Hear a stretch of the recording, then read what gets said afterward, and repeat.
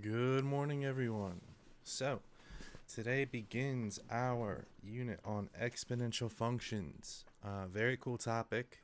We're going to start with the most basic form of the exponential function, which is the parent function.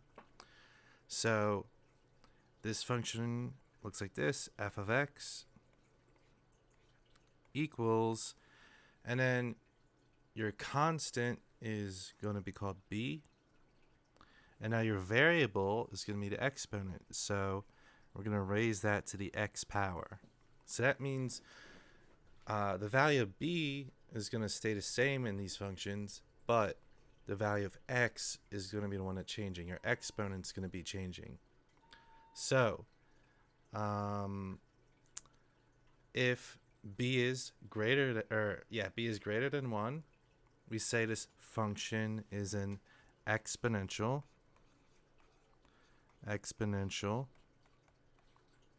growth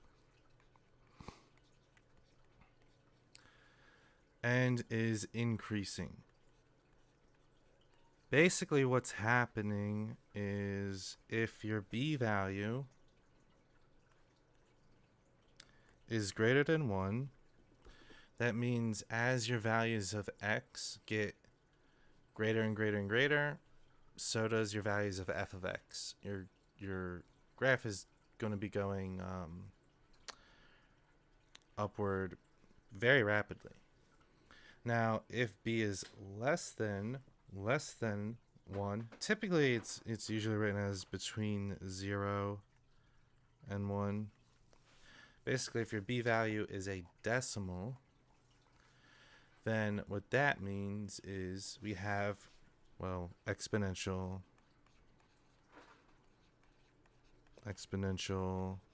decay.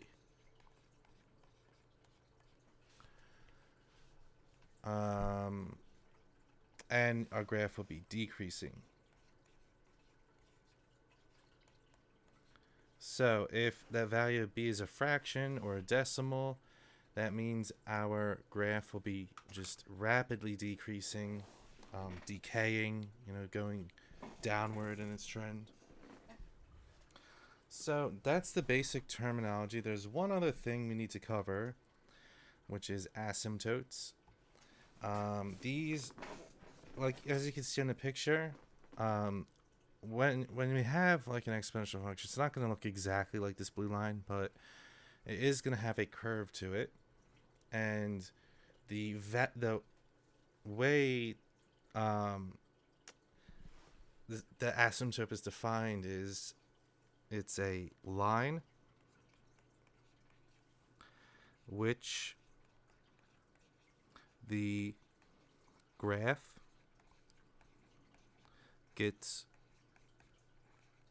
close to but never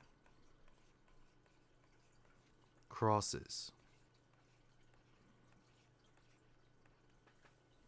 So, this curve, the blue curve is heading towards this direction, and it looks like, it's almost the same thing as that red dotted line, but it's never going to quite get there.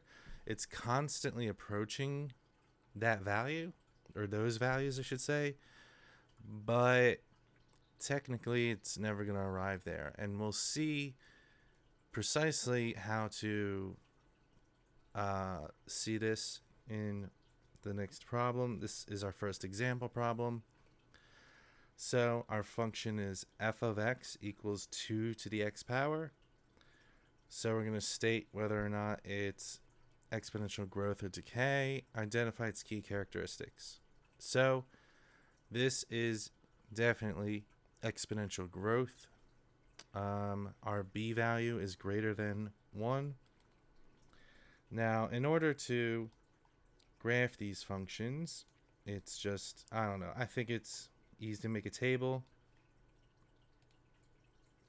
of your x and your f of x values.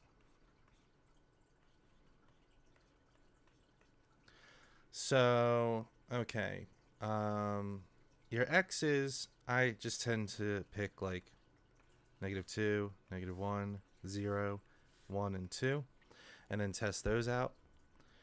So, all right, if you have x is -2, I'm going to write this down here. F of x, well, we'll do f of -2. That's 2 to the -2 power, which is the same thing as 1 over 2 squared, or 1/4. You just got to remember those negative exponent rules. If you have a negative exponent, you just put it on the opposite side of a fraction. Now, 1/4, well, since we're graphing it, it's probably better just to write this as 0.25. And then we can do like f of -1, which is 2 to the -1 power, which is 1 over 2 to the first power, and 2 to the first power is just 2, so we're left with 1/2, or 0.5. Now, f of 0, it's 2 to the 0th power, and anything to the 0th power is just 1. So typically this is, when your x is 0 in an exponential function, it's usually pretty easy to find, as assuming you're not messing with the exponent in some way. Then let's do f of 1. That's 2 to the first power, which is just 2. And then f of 2, which is 2 squared, which is 4. So we got 2 and then 4. So as you can see with these values, we're consistently increasing by a factor of 2 each time. Like, you can just increase each value by multiplying by 2. 0.25 times 2 is 0.5, 0.5 times 2 is 1, 1 times 2 is 2, 2 times 2 is 4, so on and so on. So I'll be graphing these points in blue. So I'm going to start at -2, and then about a quarter of the way up, so I guess right there. No, whoops. Right here. There we go. Then at -1, we're halfway up on the y-axis. At 0, we are precisely at 1. At x equals 1, we go up to 2. And then at x equals 2, we're up 4 spaces.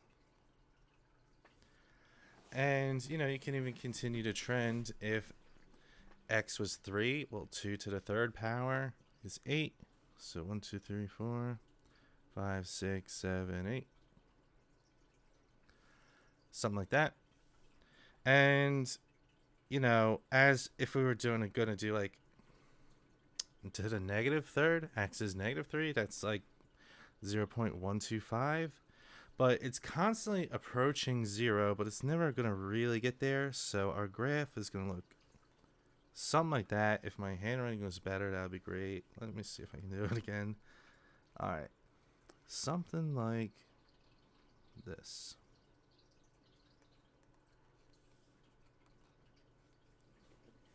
So that's our graph of f of x.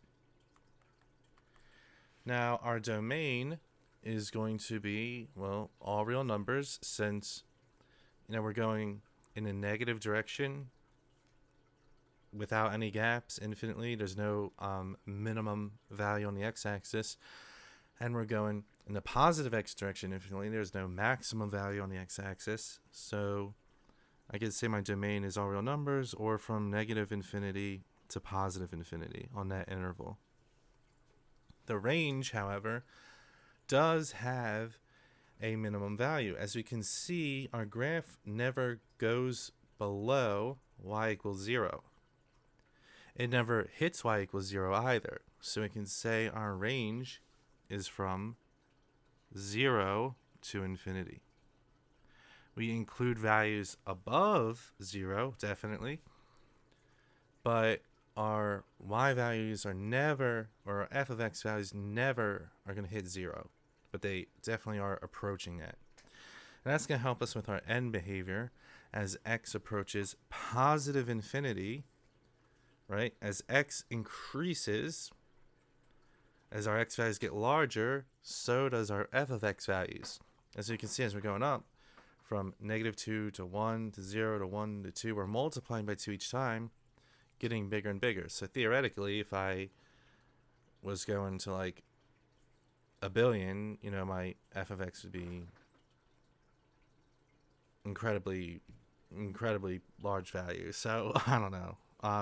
Your f of x is approaching positive infinity as x approaches positive infinity.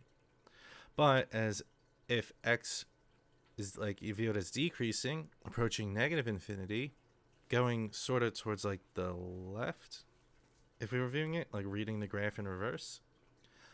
Well, as you can see, the values in the chart going this direction are consistently going towards 0. We're getting closer and closer to a value of 0 as our x values become smaller and smaller. Our y-intercept, where this graph is crossing the y-axis, is at the point 0, 1.